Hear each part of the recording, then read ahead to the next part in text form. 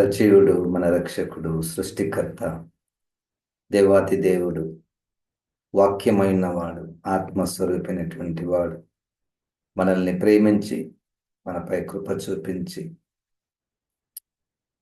ఈ యొక్క దినాన్ని ఉచితంగా మనకు దయచేశాడు. దేవునికి వందనాలు. ఈరోజు మనము యోబు గ్రంథము 23వ అధ్యాయమును మనము ధ్యానిస్తున్నాము. యోబు గ్రంథము 23వ అధ్యాయము. యోబు గ్రంథంలో క్రమముగా ప్రతిరోజు ఒక్కొక్క అధ్యాయాన్ని ధ్యానించుకోవడానికి ప్రభువు మనకు సహాయం చేయుచున్నాడు. చాలాసార్లు ఇంతకు మునిపే చెప్పినట్టు యోబు గ్రంథము రాయబడిన శైలి, పద్ధతి, అది ఒక సాహిత్యముతో కూడుకున్నటువంటి గ్రంథము గనుక ఆ సాహిత్యములో రూపకాలు, అలంకారాలు, గుర్తులు, చిహ్నాలు, ఉపమానాలు, వీటన్నిటితో నింపబడినటువంటి అక్షరాలు. కాబట్టి అంత తొందరగా నేరుగా మనకు అర్థం కావడము కష్టతరమైనటువంటిది. ఒకవేళ అవన్నీ తెలిసిన గుర్తుల గురించి, అలంకారాల గురించి, రూపకాల గురించి మనకు తెలిసి నిదానంగా ధ్యానించిన కానీ మనకు సంపూర్ణంగా అర్థం కానటువంటి విషయం. అందుకని నేను రాత్రి ఈ 2 ప్రార్థనలు చేశాను. ప్రభువా, మాకు అక్కడ ఉన్నటువంటిది మొత్తము సరిగ్గా అర్థము అవసరమైతేనే మాకు తెలియచేయండి. మొదటిది, అవసరమైతేనే మాకు తెలియచేయండి. ఎందుకంటే మనము ఎంత భుజించగలమో అంత మనం భుజిస్తేనే మనకు ఆరోగ్యం అన్నట్టు, ఎంత మనకు ఆ వాక్యం ఉన్నటువంటి సారము, ఎంత మన ఆత్మీయ ఎదుగుదలకు అవసరమో అంతే తెలియచేయండి. ఎక్కువైతే ప్రమాదాలు ఉన్నాయి. ఎక్కువైతే ఆ జ్ఞానాన్ని నేను సంపాదించాను అన్నటువంటి గర్వము వచ్చే అవకాశం ఉంది. లేదా ఆ ఎక్కువలో నేను వాక్యాన్ని, నా ఆత్మీయతను పక్కన పెట్టి ఈ వాక్యమే నాకు బాగా తెలుసు అన్నటువంటి అతిశయం వచ్చే ప్రమాదం ఉంది. కాబట్టి నాకు మొత్తం అవసరం లేదు, ఏది నాకు మనకు అవసరమో అదే తెలియచేయండి. మొదటిది. రెండవది, ఆ వాక్యములో ఉన్నటువంటి సారమును నేను గుర్తుపట్టే జ్ఞానమును మాకు దయచేయము. వాక్యములో ఉన్నటువంటి సారము. మనకున్నటువంటి ఇంకొక ఇబ్బంది ఏంటంటే వాక్యము చాలా ఒక్కొక్క వాక్యములో దేవుని యొక్క జీవము, వెలుగు, ఉపదేశము, ఆజ్ఞలు, వాగ్దానాలు, దేవుని గూర్చినటువంటి జ్ఞానము, మానవులను గూర్చినటువంటి జ్ఞానము, చరిత్రను గూర్చినటువంటి జ్ఞానము ఎన్నో ఒక్కొక్క అధ్యాయంలో ఉంటాయి. వాటన్నిటినీ మనము ఒక్క సమయం అందే ధ్యానించుట అసాధ్యము. కనుక అక్కడ ఉన్నటువంటివి ఏవో చెప్తూ కొన్నిటిని మాత్రమే మనము హైలైట్ చేయడానికి ప్రయత్నం మనం చేస్తున్నాము. మొత్తానికి మన ధ్యానములో మన ఆధారము పరిశుద్ధాత్మ దేవుడే, నేను కాదు, ఇంకొకరు కాదు. ఈ పాస్టర్ గారు బాగా చెప్తారు, లేదు. భలే భలే చెప్తారు, లేదు. లోతైనటువంటివి చెప్తాడు, కాదు. పరిశుద్ధాత్మ దేవుడు నాకు ఈ రోజుకి ఏ ఆత్మీయ ఆహారం ఇస్తున్నాడో అదే మన గురి. అదే మన గురి. అది మేలైనటువంటిది, ఉత్తమమైనటువంటిది. వాక్య ధ్యానంలో తొందరపడకూడదు. ఓకే. యోబు గ్రంథము 23వ అధ్యాయములో ఇప్పటికే 3 స్నేహితులు ఒకవైపు, యోబు గారు మరొక వైపు. వారు భౌతికంగా నిల్చుండుట వేరువేరుగా ఉన్నారు. వారి మాటలు కూడా వేరువేరుగా. ఈ ముగ్గురు ఒకటే కేటగిరీ, ఒకటే ఉద్దేశములు కలిగినటువంటి వారు, ఒకటే ఉద్దేశంతో ఇక్కడికి వచ్చినటువంటి వారు అనేక విషయాలు సంభాషణ చేస్తున్నారు. వారు మాట్లాడినప్పుడల్లా యోబు గారు తిరిగి జవాబిస్తూ ఉన్నాడు. ఆ జవాబులలో ఈ 23వ అధ్యాయము 8వసారి యోబు గారు ప్రతిస్పందిస్తున్నాడు. రైట్. ఇక్కడ యోబు గారు యొక్క శ్రమ, బాధ, రోగము, నొప్పి, భరించలేని నొప్పి గురించినటువంటి మాటలు కూడా మనకు అక్కడక్కడ కనపడుతున్నాయి. 1వ అధ్యాయము 23వ అధ్యాయము 1వ వచనంలోను 16వ వచనంలోను మనం చూస్తాము. మరియు 17వ వచనంలో కూడా మనం చూస్తాం. మరియు 23వ అధ్యాయంలో దేవుని గూర్చినటువంటి ఆలోచనలు కొన్ని సరిగ్గా ఉన్నాయి, కొన్ని సరిగ్గా లేవు. ఈ సరిగ్గా లేవన్నటువంటి మాట మనము చూచినప్పుడు అవి మనకు సరిగ్గా కనపడుట లేదు. ఎందుకు? మనము ధరించుకున్నటువంటి ఈ ఈ ఈ కోణము క్రొత్త నిబంధన అన్నటువంటి స్పెట్స్ తోటి మనం చూస్తున్నాము కాబట్టి మనకు స్పష్టంగా కనపడుతుంది. యోబు గారికి క్రొత్త నిబంధన లేదు. యోబు గారి క్రొత్త నిబంధన లేదు కాబట్టి తన మాటలలో మనము చూచినప్పుడు అనేక మాటలు దేవునికి వచ్చినటువంటి మాటలు దొరికినట్టు మనం చూస్తున్నాము. గనక మొదటి విషయము దేవుని గురించి సరిగ్గా అర్థం చేసుకున్నాడు. రెండవది దేవుని గురించి కొంచెం తప్పుగా అర్థం చేసుకున్నాడు. మూడవ విషయము తన యొక్క ఆత్మీయ జీవితము ఈ యొక్క అధ్యాయములో మనకు కనబడుతున్నది. సరే, దేవుని గూర్చినటువంటి సరి అయినటువంటి అర్థాలు ఆయన ఏ విధంగా అర్థం చేసుకున్నాడో చూద్దాము. 6వ వచనంలో 23వ అధ్యాయము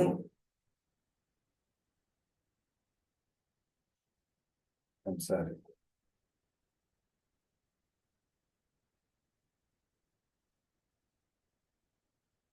ఆయన తన అధిక బలము చేత నాతో వ్యాజ్యమాడునా, ఆయన అలాగు చేయక నా మనవి ఆలకించును. ఆయన తన అధిక బలము చేత నాతో వ్యాజ్యమాడునా అనే యోబు గారి యొక్క ప్రశ్నలో భావం ఏమిటంటే, నిజంగా దేవునికి ఉన్నటువంటి జ్ఞానము, బలముతో ఏ మానవునితోనైనా వ్యాజ్యము అంటే వాళ్ళ ప్రశ్నలకు జవాబులు, లేకపోతే వారు చేసినటువంటి క్రియలకు తీర్పులు ఇస్తే ఎవ్వరు కూడా నిలబడలేరు. ఇది సత్యమే మాట్లాడాడు. అట్లా వ్యాజ్యం ఆడతాడా దేవుడు? తన తన అధిక బలము చేత నాతో వ్యాజ్యమాడునా అన్న భావంలో ఆయన అధిక బలంతో మాట్లాడితే నేనెక్కడ నిలిచేది? కాబట్టి ఆయన అలాగు చేయడు. ఆయన అలాగు చేయక నా మనవి ఆలకించును.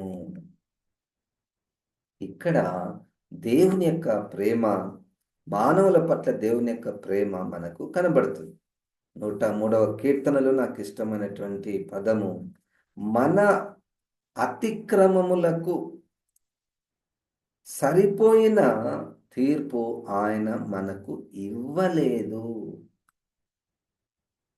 కారణము మనము మంటితో చేయబడిన వారమని, శరీరములో ఉన్నవారమని ఆయన ఎరుగును. దేవుని తీర్పులు మన భూలోక న్యాయము ప్రకారం జరిగాయనుకోండి, ఎవ్వరు కూడా నిలవబడలేరు. కాబట్టి దేవుడు మనకు అతిక్రమములకు తగిన ప్రతీకారం ఇవ్వలేదు. దేవునికి స్తోత్రం, హల్లెలూయా. అది ఇప్పుడు కూడా సరైనటువంటిదే. వింటున్నటువంటి నీవు, బోధిస్తున్నటువంటి నేను చేసిన అతిక్రమములకు దేవుడు న్యాయంగా అయితే తన అధిక బలము చేత వ్యాజ్యమాడితే ఎవరు నిలుస్తాం? అక్కడ ఆయన కృప, ఆయన ప్రేమ, ఆయన దయ, ఆయన క్షమాపణ మనము హైలైట్ చేసి దేవుని స్తుతించాలి. 13వ వచనంలో,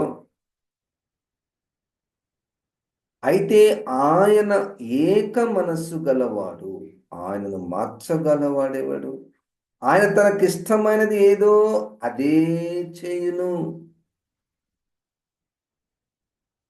దేవుడు ఏక మనస్సు గలవాడు. ఆ మాటలో చంచలత్వము మనకు కనపడదు. మానవుని యొక్క స్వభావం అది. చంచలత్వము మానవుని యొక్క స్వభావము. దేవుడు ఏక మనస్సు గలవాడు, ఆయనను మార్చగలవాడేవాడు. ఆయన తనకిష్టమైనది ఏదో అదే చేయను. 14వ వచనంలో, నాకు విధింపబడిన దానిని ఆయన నెరవేర్చును, అట్టి పనులను ఆయన అనేకంగా జరిగించువాడై ఉన్నాడు. దేవుడు నీకు నాకు ఏది విధించాడో అది ఆయన నెరవేరుస్తాడు. దేవునికి స్తోత్రం, హల్లెలూయా. ఒక్కొక్కరి జీవితము తన గ్రంథంలో రాసుకొని ఉన్నాడు. మనం ఎంతకాలం జీవించాలి, ఏ దేశంలో పుట్టాలి, ఏ జెండర్తో పుట్టాలి, ఎన్ని ఇయర్స్ మనం ఈ లోకంలో జీవించాలి, ఏం పని చేయాలి, ఏం చేయాలి, ఏ పరిచర్య చేయాలి, అన్ని విధి చొప్పున ఆయన జరిగిస్తాడు. విధి చొప్పున ఆయన జరిగిస్తాడు, ఆయన నెరవేరుస్తాడు. ఇక్కడ మనకు దొరికే పాఠం ఏమిటంటే, ప్రభువా, నా జీవితం నీ చేతిలో ఉన్నది. నేను నా జీవితానికి ఒక డిజైన్ చేసుకోలేను. ఆల్రెడీ ఒక డిజైన్ చేయబడింది. ఒక ఒక మన గ్రాఫ్ గీయబడింది. దాని ప్రకారం ఆయన నెరవేరుస్తాడు. అది కూడా ఆయన చేతిలోనే ఉన్నది. ఇది దేవుని గురించినటువంటి జ్ఞానము. అయితే 8, 9 వచనాల్లో దేవుని గురించినటువంటి విషయాలలో యోబు గారు ఇలాగ అనుకుంటున్నాడు. నేను తూర్పు దిశకు వెళ్ళినను ఆయన అచ్చట లేడు, పడమటి దిశకు వెళ్ళినను ఆయన కనబడుట లేదు. ఆయన పనులు జరిగించు ఉత్తర దిశకు పోయినను ఆయన నాకు కానవచ్చుట లేదు. దక్షిణ దిశకు ఆయన ముఖము తిప్పుకొని ఉన్నాడు, నేను ఆయనను కనుగొనలేను. ఎక్కడ పోయినా నేను దేవుని కనుగొనలేకపోతున్నాను, కనబడుటలేదు, నాకు జవాబు దొరుకుతలేదు. ఆయన ఎక్కడున్నాడు? మనమైతే మత్తయి సువార్త 18, 19, 20 వచనాలలో, ఎక్కడ 2, 3 యేసుక్రీస్తు నామములో కూడుకొని ఉంటారో వారి మధ్యలో ఆయన ఉంటాడనియు, మరియు యోహాను సువార్త 4వ అధ్యాయం 24వ వచనం ప్రకారం దేవుడు ఆత్మ అయి ఉన్నాడు, ఆయన అంతటా ఉన్నవాడు అనియు మనమెరుగుదుము. దేవునికి స్తోత్రం, హల్లెలూయా. చూడండి, మనకు పరిష్కారం రాలేదని దేవుడు లేడు అని అనకూడదు. యోబు గారు అదే అనుకుంటున్నాడు. నా ఇంత యథార్థవంతుణ్ణి, నీతిమంతుణ్ణి, మరి నేను శ్రమ ఇంతగా పడుతున్నాను, మరి నాకెందుకు దేవుడు జవాబిస్తాడంటే, దేవుడు ఎక్కడ పోయినా లేడు లేడు లేడు. దేవుడు ఉంటే ఇట్లా ఎందుకు అవుతుంది? ఇదొక ప్రశ్న. మానవులకు అనేక రకమైనటువంటి ప్రశ్నలు. దేవుడు ఉంటే ఎట్లా చనిపోతారు? దేవుడు ఉంటే ఎట్లా, నేను ఏం తప్పు చేశానని ఈ ఆస్తి పోయింది, ఏం తప్పు చేశానని నేను అనుకున్నది జరగడం లేదు. చూడండి, ఏం తప్పు చేశానని నాకు ఇంత కష్టం వచ్చింది.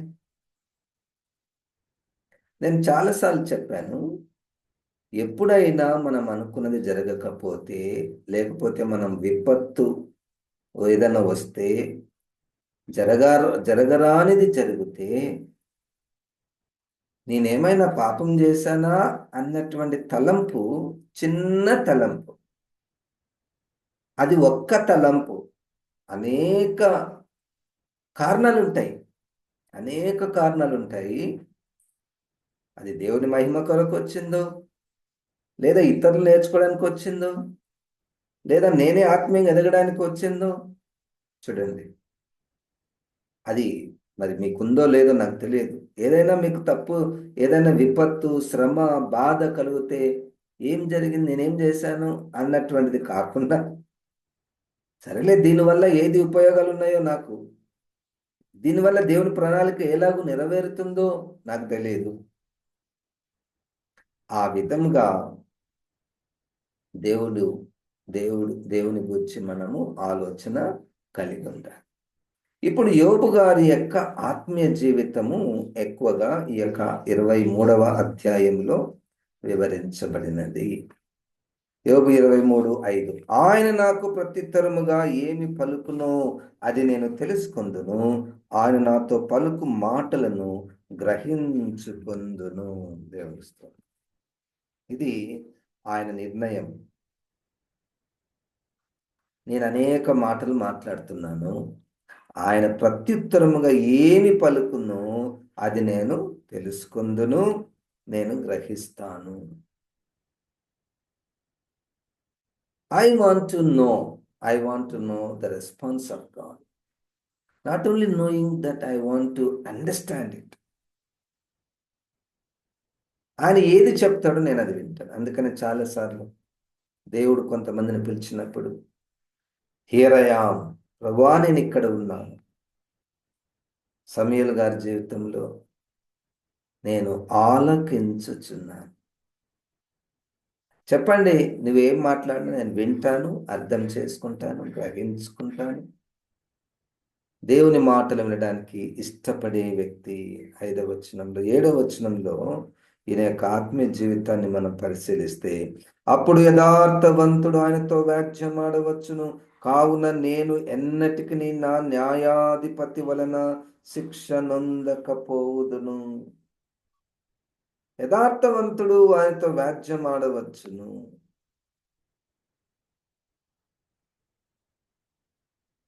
ఆరో వచనంలో ఆయన తన అధిక బలం చేత నాతో వ్యాజ్యమాడిన ఆయన అలాగూ చేయక నా మనవి ఆలకించును.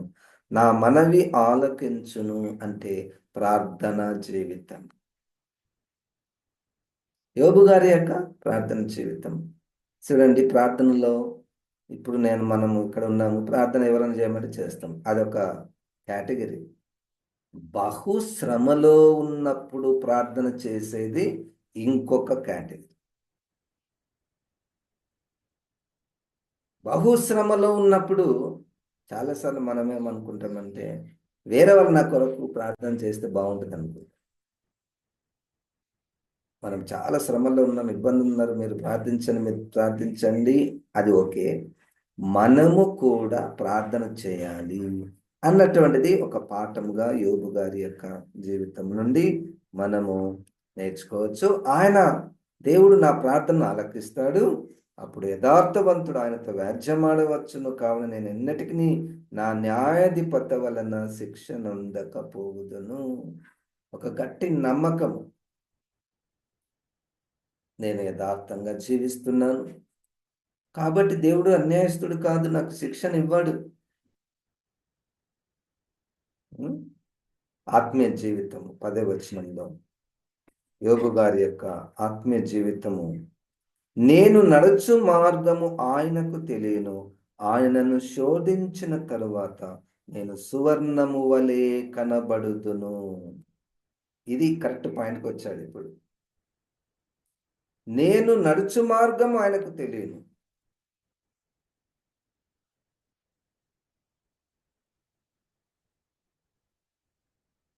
ఈ పదం మీద ఒక పాట యేసన్న గారు దైవజనులు రాశారు. నేను వెళ్ళే మార్గము నా యేసుకే తెలియును, నేను వెళ్ళే మార్గము నా యేసుకే తెలియును, శోధింపబడిన మీదట నేను సువర్ణమై పోయెదను. శోధింపబడిన మీదట నేను సువర్ణమై పోయెదను.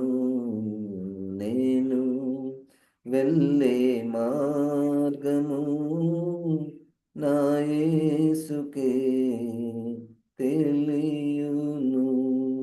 అద్భుతమైనటువంటి పాట.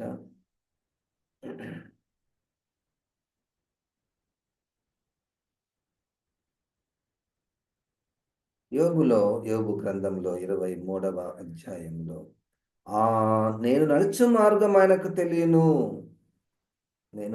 నడుచు మార్గం ఆయనకు తెలియను. ఆయన నన్ను శోధించిన తరువాత నేను సువర్ణము వలె కనబడుదును.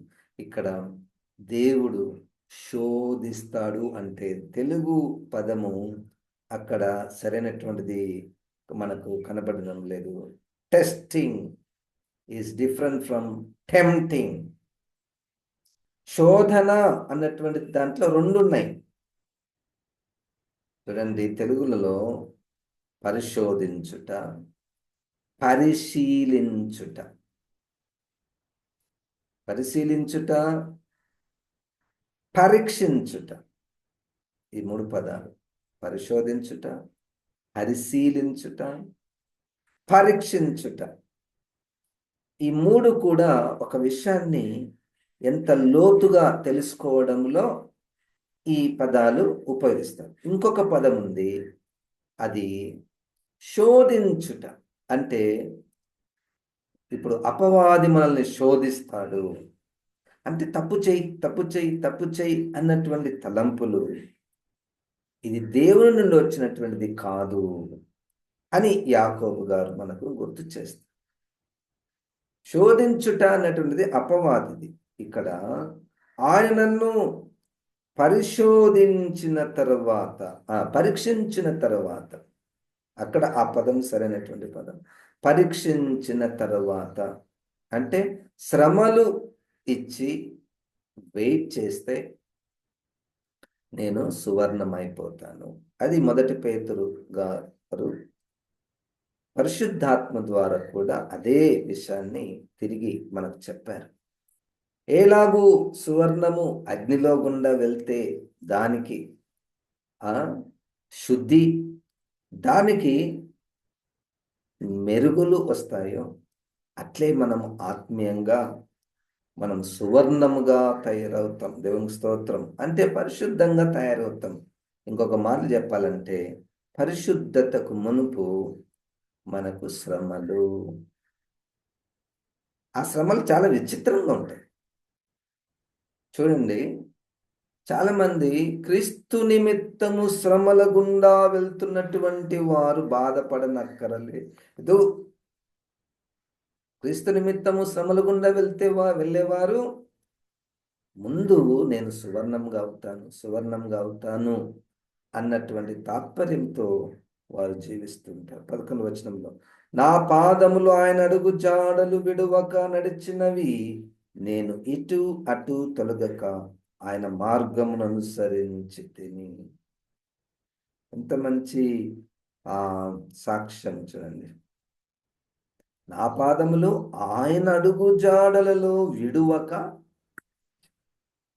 మన భాషలో యేసుక్రీస్తు నడిచిన మార్గములో.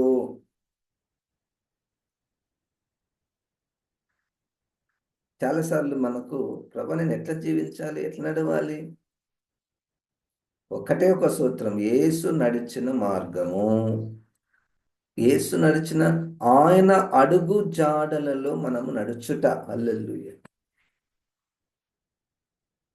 చాలా మంది రకరకాల అడ్వైజెస్ ఇస్తుంటారు. అయితే అది యేసు మార్గమేనా? అది యేసు అడుగు జాడలలో అది నిలబడుతుందా, ఉంటుందా? ఈ సమయంలో యేసుక్రీస్తు ఉంటే ఎలాగూ ప్రతిస్పందిస్తాడు? నా స్థితిలో యేసుక్రీస్తు ఉంటే ఎలాగూ మాట్లాడతాడు, ఎలాగూ చూస్తాడు? నా స్థితిలో యేసుక్రీస్తు ఉంటే నా నిర్ణయాలు ఎలాగూ ఉంటాయి అన్న తలంపులతో నింపబడుటయే యేసుక్రీస్తు అడుగు జాడల్లో నడుచుట. అది యోబు గారి యొక్క జీవితము. యోబు గారిని గురించి చివరిలో దేవుడు ఆయన గురించి గొప్ప సాక్ష్యం ఇచ్చినట్టు మన గురించి కూడా యేసుక్రీస్తు అలాగూ సాక్ష్యం ఇస్తాడు. బలా నమ్మకమైన దాసుడు ఆయన అడుగు జాడలలో నడుచుటకు ఇష్టపడతాడు. నడవలేకపోయినప్పుడు ప్రార్థనలు చేస్తాడు. అయ్యో, నేను నడవలేకపోతున్నానే.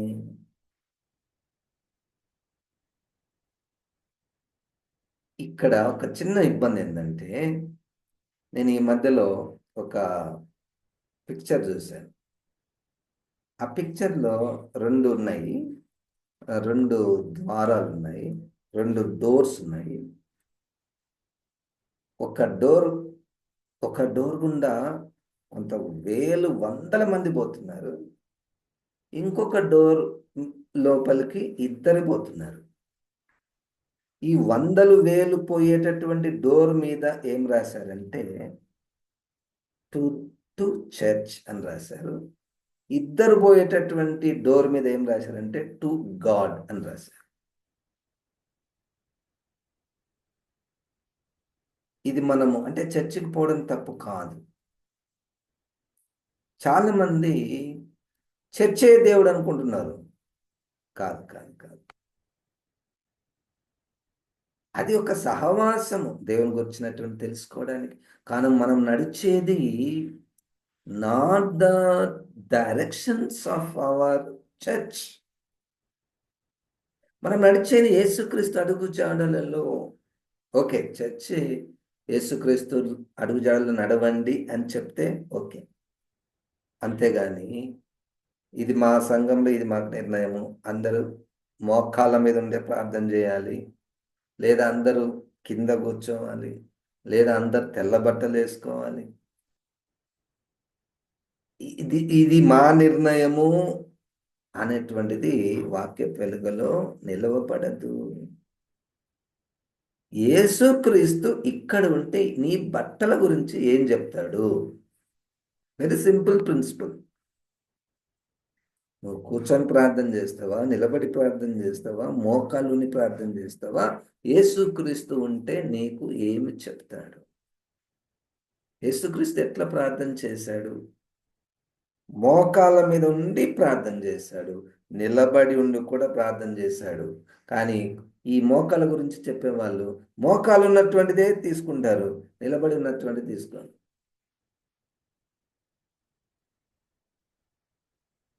రకరకాలు. ఇంకొకటి అక్షరము, ఆత్మ. అక్షరము కొత్త నిబంధనలు అక్షరాలు ఉన్నాయి, అక్షరం పట్టుకోకూడదు. కానీ ఆత్మ, ఆయనకు ఆత్మీయ జీవితము. యేసుక్రీస్తు అడుగు జాడలలో నేను నడిచాను, నేను ఇటు అటు తొలగక ఆయన మార్గమును అనుసరించి తిని. దేవునికి స్తోత్రం. 12వ వచనంలో ఆయన పెదవుల ఆజ్ఞను నేను విడిచి తిరగలేదు, ఆయన నోటి మాటలను నా స్వాభిప్రాయము కంటే ఎక్కువగా ఎంచి తిని. స్వాభిప్రాయం అంటే నా సొంత అభిప్రాయము. నా అభిప్రాయం ఎట్లుంది, దేవుని అభిప్రాయం ఎట్లుంది? ఏది ప్రభు అంటే నీదే ప్రభు, నేనైతే ఇట్లా అనుకుంటున్నాను, మరి నీ వాక్యం ఎట్లా చెప్తుంది? నీదే. చూడండి, ప్రభు ఈ విధంగా మనతో మాట్లాడుతున్నాడు. యోబు గారి యొక్క ఆత్మీయ జీవితం నుండి మనం ఎన్నో నేర్చుకోవచ్చు. ఆయన ప్రార్థన జీవితము, ఆయన యథార్థ జీవితము, ఆయన దేవుని యొక్క నిర్ణయాలకు నెరవేర్పులకు తను తాను అప్పగించుకొనుటయో, దేవుని యొక్క అడుగు జాడలలో నడుచుట. దేవుని యొక్క అడుగు జాడలలో నడుచుట చాలా హై స్టాండర్డ్స్. అది పరిశుద్ధాత్మ దేవుడే మనకు సహాయం చేయనుగా. ప్రార్థన. జీవం గల దేవ, వాక్యమైన ప్రభా, ఈ యొక్క వాక్యాన్ని నాలో మాలో ఫలింపచేయమని యేసు నామమున ప్రార్థిస్తున్నాము తండ్రి. ఆమెన్. ఇప్పుడు మన పరమ తండ్రి అయిన దేవుని యొక్క ప్రేమ, ప్రభువైన యేసుక్రీస్తు యొక్క కృప, పరిశుద్ధాత్మ దేవుని యొక్క సహవాసము మనకందరికీ సదాకాలము తోడయుండును గాక. ఆమేన్. దేవుడు మనల్ని దీవించును గాక.